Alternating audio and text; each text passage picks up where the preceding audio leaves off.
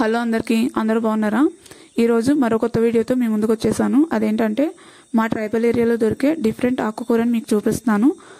తోటకూర, పాలకూర కామనే, కానీ ఈ ఆకుకూర మాత్రం డిఫరెంట్ ఉంటుంది, స్పెషల్ అనమాట. ఓన్లీ మా ట్రైబల్ ఏరియాలోనే దొరుకుతుంది. అది కూడా మార్చి, ఏప్రిల్, మే నెలల్లో మాత్రమే దొరుకుతుంది అనమాట. కానీ చాలా అంటే చాలా టేస్ట్గా ఉంటుంది. కాకపోతే కొంచెం డ్రైగా ఉంటుంది అనమాట. అయినా సరే చాలా ఇష్టంగా తింటారు దీన్ని. చూడండి, చెట్టు ఇలా ఉంటుంది. కొండ మీదకి వెళ్తే పెద్ద పెద్ద చెట్లు ఉంటుంది. మీకు చూపించడం కోసం వీలుగా ఉంటుందని ఈ చెట్టును చూపిస్తున్నాను. చూడండి, చిన్న చెట్టు ఇది. దీని పేరు గొడ్డుమూర ఆకు అంటారనమాట.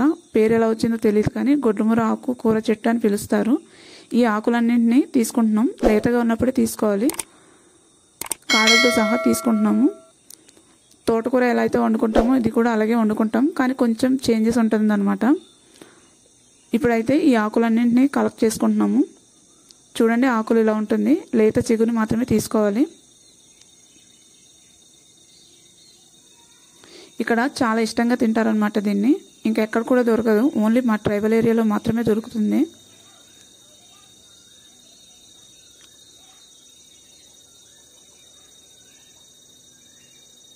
ఈ వీడియో కనుక నచ్చితే లైక్ చేయండి, షేర్ చేయండి, సబ్స్క్రైబ్ చేయండి.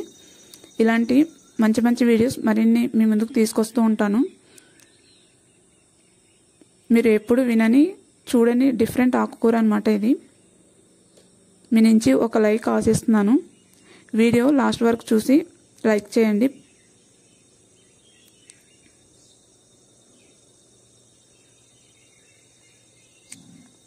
సో మొత్తం ఆకులన్నింటినీ తీసుకుంటున్నాము.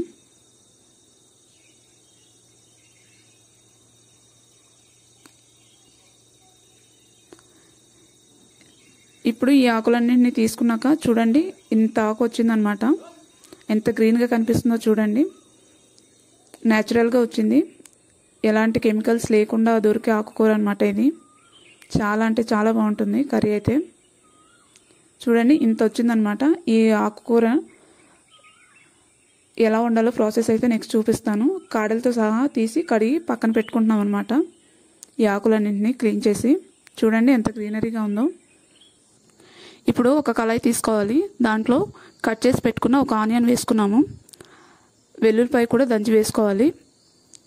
కారం ప్లేస్లో పచ్చిమిర్చి కానీ ఎండుమిర్చి కానీ యూజ్ చేయాలన్నమాట. ఇక్కడ పచ్చిమిర్చి లేదు కాబట్టి మేము ఎండుమిర్చి మాత్రమే వేస్తున్నాము. ఒక 20 నుంచి 30 ఇలా తుంచుకొని వేసుకుంటున్నాం అనమాట, కారానికి సరిపడా. ఈ ఎండుమిర్చి కానీ పచ్చిమిర్చితో మాత్రమే టేస్ట్ వస్తుందన్నమాట ఈ కర్రీకి. ఇదే మెయిన్ ఇంగ్రీడియంట్ దీంట్లో. ఇప్పుడు ఆయిల్ వేసుకోవాలి, సరిపడినంత.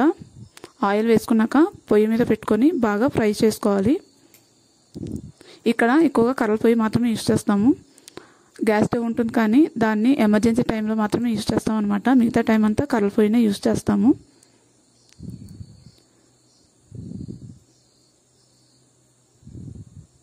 చూడండి, ఇలాగా ఆనియన్, ఎండుమిర్చి, వెల్లుల్లిపాయ బాగా ఫ్రై చేసుకోవాలి.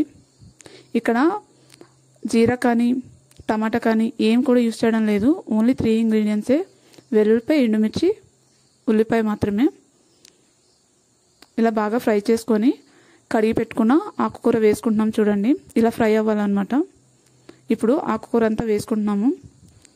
కొంచెం కొంచెంగా వేసుకుంటూ కింద నుంచి పై వరకు జాగ్రత్తగా కలుపుకొని మూత పెట్టి ఒక 2 మినిట్స్ ఉడికించుకోవాలి.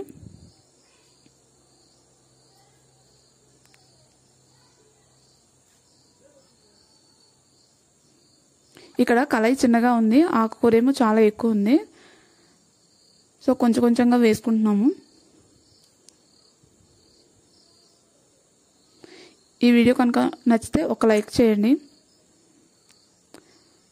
ఈ ఆకుకూర గురించి మీకేమైనా తెలిస్తే కామెంట్ చేయండి. ఎంతమంది కామెంట్ చేస్తారో చూద్దాము. ఎందుకంటే ఇది ఎవరికి తెలియని ఆకుకూర కాబట్టి. తెలిస్తే మాత్రం కామెంట్ చేయండి, తెలియకపోతే ఈ వీడియో చూడండి. చూడండి, ఇప్పుడైతే ఆకుకూర మొత్తం వేసుకొని కింద నుంచి పై వరకు బాగా కలుపుకోవాలి.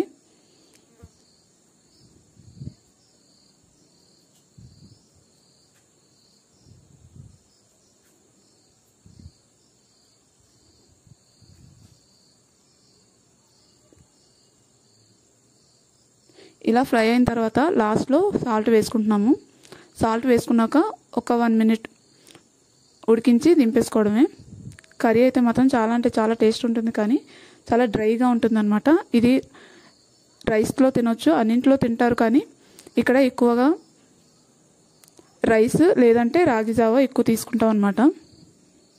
చూడండి పొగ ఎలా వస్తుందో. రాగి జావతో కాంబినేషన్ చాలా అంటే చాలా బాగుంటుంది ఈ గొడ్డుమూర ఆకుకూరతో. ఫైనల్గా అయితే కర్రీ ఇలా అవుతుందన్నమాట. అంత ఆకుకూర వేస్తే ఇంత అయ్యింది. చూడండి ఇలా డ్రైగా ఉంటుంది. ఇందులో వాటర్ కానీ కారం కానీ అస్సలు యూజ్ చేయలేదు. చూడండి ఓన్లీ దాంతో మాత్రమే రెడీ అయిపోయింది కర్రీ. ఇలా డ్రై అవుతుంది చూడండి.